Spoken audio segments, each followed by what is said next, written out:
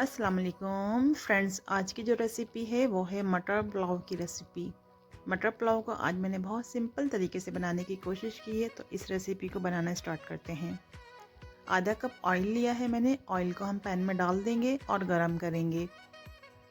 Oil जब गरम हो जाएगा तो इसमें हम डाल देंगे प्याज। प्याज मैंने एक बड़े साइज़ के लिए इसे कट कर लिया था। प्याज को हम थोड़ा सा सोते कर लेंगे ऑयल में। प्याज को अभी मैंने पूरी तरीके से फ्राई नहीं किया। इसमें मैं डाल दूंगी 2 अदद तेज़ पत्ते। साबुत गरम मसाला डालेंगे जिसमें लौंग, काली मिर्च, सब्ज़ इलायची और दालचीनी, ये तमाम मसाला हम डाल देंगे। गरम मसाला। अब हम गरम मसाले को प्याज में सौते कर लेंगे थोड़ा सा। प्याज का कलर जो है हमने ज़्यादा डार्क नहीं करना। अदरक लहसुन का पेस्ट डालेंगे 1 टेबल स्पून।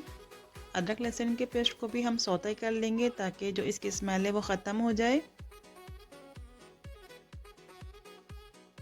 प्याज का जो कलर है वो हमने ज़्यादा डार्क नहीं करना। अगर प्याज का कलर डार्क हो जाएगा तो पुलाव का कलर भी डार्क हो जाएगा। हरी मिर्च डालेंगे बारीक कटी हुई, तकरीबन 1 टेबल स्पून के बराबर। अब तमाम मसालों को हम थोड़ा सा सौते करेंगे, फ्राई करेंगे। सौंफ डालेंगे 1 टीस्पून और ज़ीरा पाउडर डालेंगे 1 टेबल स्पून। नमक डालेंगे अपने जायके के हिसाब से।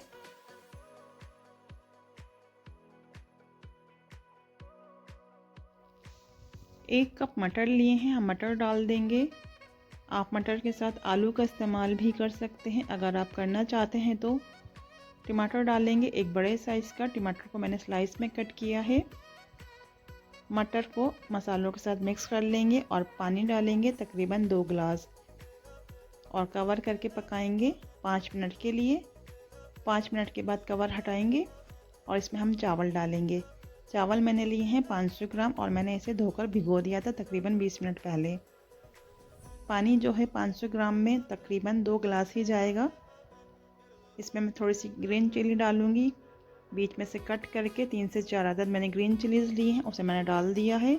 अब कवर करके मीडियम फ्लेम पर पकाएंगे तकरीबन 10 मिनट के लिए और 10 मिनट के बाद कवर हटाएंगे।